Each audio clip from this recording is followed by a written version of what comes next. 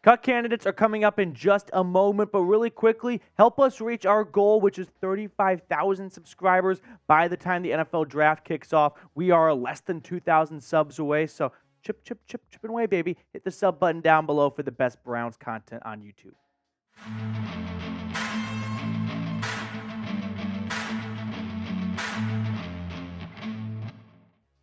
Let's talk cut candidates on today's show. Welcome into the Cleveland Browns Report by Chat Sports. Matthew Peterson here, running through 5 potential cut candidates for the Browns because we do have to have a bit of an uncomfortable conversation, which is the Browns are about $20 million over the salary cap. Now, I'm not going to say that and try and entice or spark fear amongst everyone watching. No, the Browns can get under the salary cap by restructuring some contracts.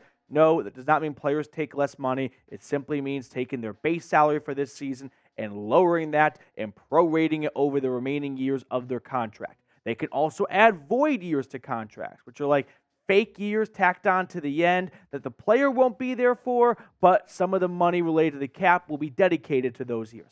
Every team does that. So, if the Browns want to go a different direction to lower their salary cap and get beneath the threshold, they could also look to cut some players. Now, when we look at the 10 biggest 2024 cap hits, there aren't a lot of really great cut candidate options, right? You're not cutting Deshaun Watson or Amari Cooper or Denzel Ward or Myles Garrett. But after that, you're not cutting David Njoku after the season he had. But there are some other candidates. Now, yes, you could cut some players at the bottom of the barrel, but that's not going to save you any money at all. So let's start with Wyatt Teller. Now, I also want to preface with the players we're going to look at today. These are not players I want to cut. These are simply potential candidates for the Browns if they have to get below the salary cap and they don't want to do it by restructuring or adding void years. So let's just look at the numbers behind Wyatt Teller's contract. Releasing him before June 1st does you absolutely nothing. You are still stuck with a $16.7 million dead cap hit, and you do not save any money at all. In fact, there are negative savings.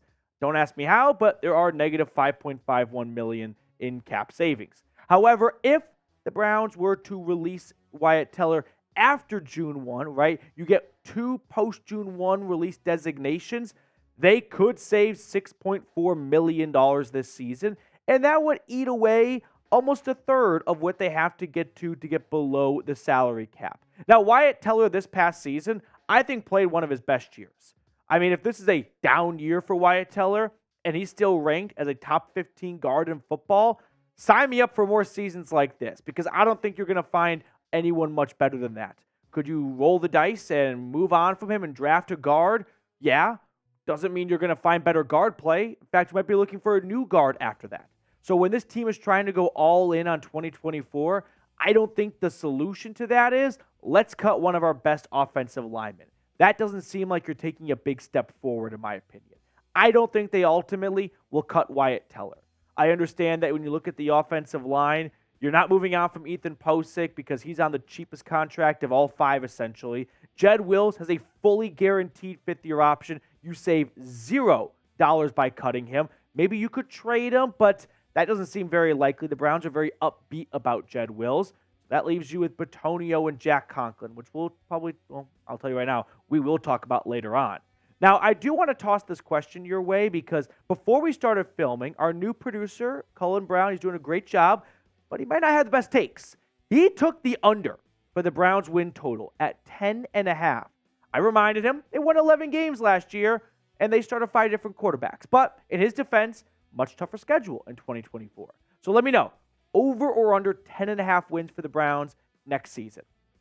Moving on to our second cut candidate, Jordan Akins, the tight end that was signed last year during March Madness when I filmed a video outside a bar that I don't really remember too much of. But hey, Jordan Akins, if you release him before June 1, you could save $2 million in cap savings. That's not a ton of money, but it's not no money. So for a player that had 15 grabs and 132 yards, I think $2 million in savings might entice Andrew Berry to just ultimately pull the plug on Jordan Akins, a player that they signed in hopes of finding a red zone tight end threat for Deshaun Watson.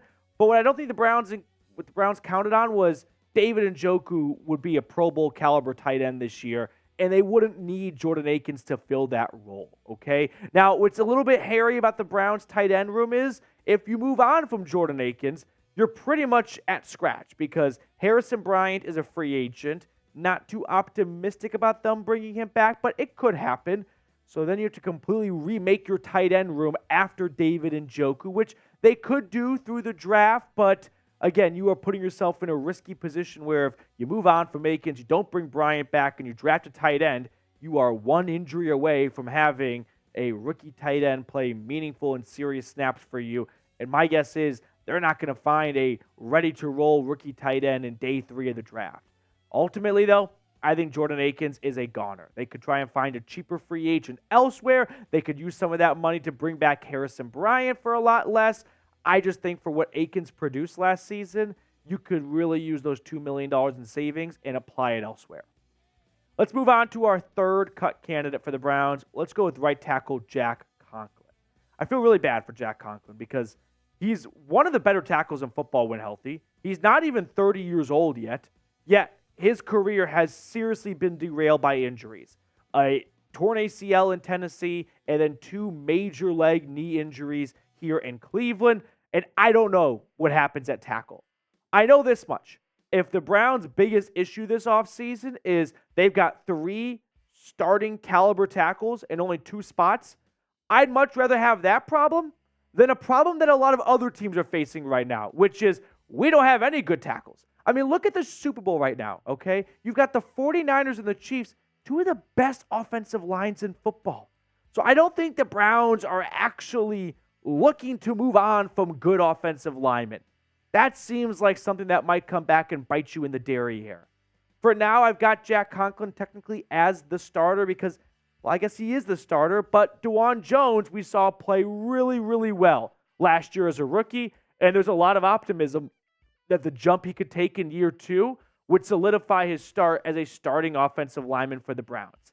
If I had to put money down, I would say my money is on Jed Wills and DeJuan Jones starting week 1. How that goes down between now and then, I'm not so sure. But if I really had to put a gun to my head and say, your starting left tackle week 1 is Jedrick Wills, and your starting right tackle week 1 is DeJuan Jones.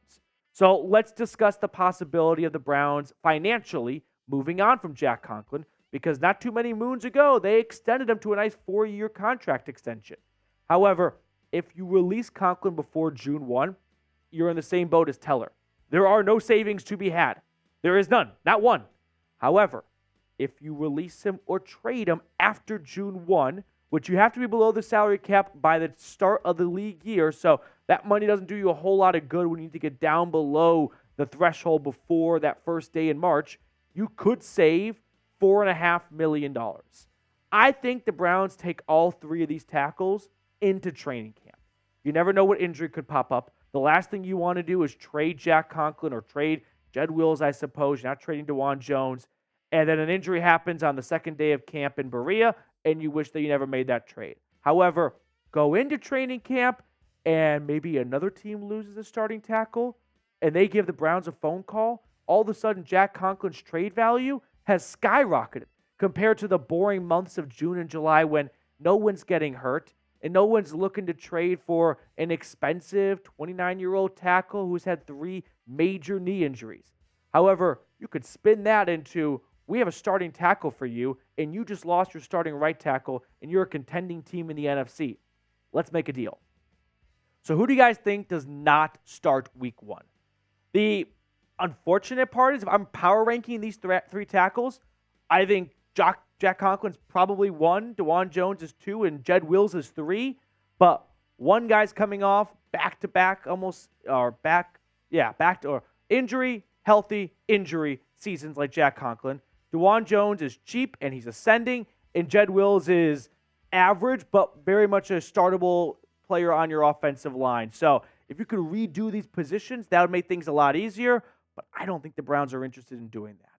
Now, before we get on to the rest of today's show, we've got a great deal continuing with our friends over at Fanatics. Go click the link right now, chatsports.com/elfshirt, and get yourself this Brownie the Elf t-shirt 30% off. If you don't love this t-shirt, you can browse around. They've got plenty of other sales going on as well. But make sure you use our link to get 30% off. Otherwise, you're paying full price.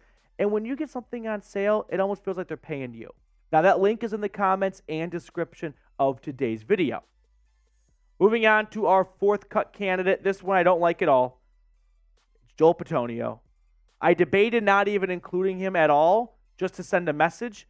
But unfortunately, my job does require me to be honest with you guys. And I do think there is a tiny chance that Joel Bitonio is moved on from this offseason after a lot of injuries he suffered this past season, a little bit of the age factor and also the contract factor. But you guys ready for this? Yeah, you guessed it. There are no savings to be had by moving on from Joel Bitonio before June 1, just like Wyatt Teller, just like Jack Conklin. However, if you move on from him after June 1st, you could save $6.5 million.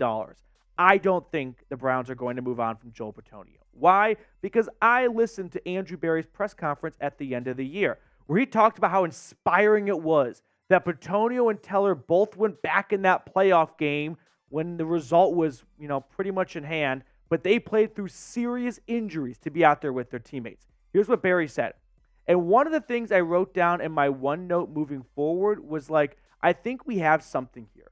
I think we have something here with this group of players and some of the guys who are going to return. Andrew Berry was nearly moved to tears talking about Joel Bitonio and Wyatt Teller suffering high ankle sprains and grade 2 calf strains, and they played through those injuries when the Browns were down by 30 in a playoff game because they wanted to be out there. And the way Andrew Berry spoke about them, he didn't sound like a GM that was going to turn around and cut one of those two guys. So I know a handful of you have suggested the Browns move on from one of these two guards. I don't think it happens. I think Bitonio and Teller are here to stay in 2024. And maybe the Browns draft an interior offensive lineman early this year in case they move on from one of those two guys in 2025. But for now, I think both guys are staying put in Cleveland. To wrap up the show, I hate myself, but we have to do it. Nicholas Jamal Chubb. In no world do I want to see Nick Chubb get cut. No one wants to see Nick Chubb get cut. But we do have to acknowledge what I have said for a few weeks now. The Bermuda Triangle of death for running backs. Age, knee injury, big contract.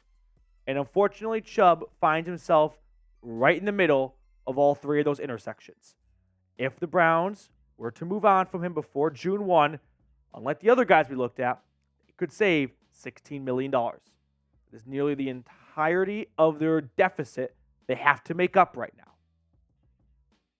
There's only a $4 million dead cap hit. So, $11 million in cap savings, $16 million in a cap hit. My bad. So, almost what they are looking for. I don't want to see the Browns move on from Nick Chubb. You don't want to see the Browns move on from Nick Chubb. I think the most likely outcome is that Chubb returns. How that comes about, I'm not entirely sure. I don't believe he comes back like nothing ever happened and the Browns don't tweak with his contract a little bit. I don't know if Nick Chubb agrees to a rework deal for less money to stay. I don't know if the Browns decide to extend Nick Chubb to lower that cap hit. But I can tell you this much. I'm not guaranteeing anything. I'm not guaranteeing that Nick Chubb returns in 2024. No question about it. If Nick Chubb's rehab does not go well, that's going to be a major wrench in the equation. I remember Andrew Berry in this press conference talking about how Chubb was off crutches during the Rams game in LA. So that little snippet right there seems like a good sign that he's making good progress. I'm also not going to bet against Batman and his ability to squat 1,000 pounds. My guess is he can probably kick the ass out of any rehab. But I can't guarantee anything. Because of that contract, because of his age, and because of that knee injury, all options are likely going to be on the table. There will be discussions about this. But Andrew Berry definitely wants to see Nick Chubb come back. Remember, he said, I would in terms of Nick moving forward. Obviously, I understand that's a little bit of an elephant in the room. Nick, I can say for myself, no one in the organization, I understand, our family, nobody wants to see that carry in Pittsburgh be the last time he carries the ball for the Cleveland Browns. And obviously, there are things that we'll have to work through. But that would not be our intention as well. We obviously will work to keep him on the team. Even Andrew Barry didn't say they're going to keep him on the team, guarantee, write it as a fact. They're going to work towards it. Hopefully they can accomplish that, but it's not a done deal. So let me know, will Nick Chubb return in 2024? I want to believe Nick Chubb returns. I think that would be a big gut punch to this locker room. And you can't really put a price tag on what removing Nick Chubb from this locker room could do for this offense in 2024. So hopefully the Browns and Nick Chubb can find a way to get this done. To wrap up the show, let's pick a card. We have actually both Browns in the studio today. We got Sam Brown and Cullen Brown. Sam, what card do you want to go with? I was hoping I was going to get to be a part of this. Yeah, of course you do. 9 of spades till it hits. 9 of spades till it hits. Lucky number 9. Cullen? By the way, that ticket for the Browns over and under hadn't been submitted yet. Okay. Gonna do more research on it. Look at you Don't turn on the kissing ass brownies. at the end of the video. No, but to fit the narrative, 10 of spades. Oh, very nice. Way to lean into it. You know what? If I'm taking the over, I'm going Jack. Give me Jack of hearts. What'd you say?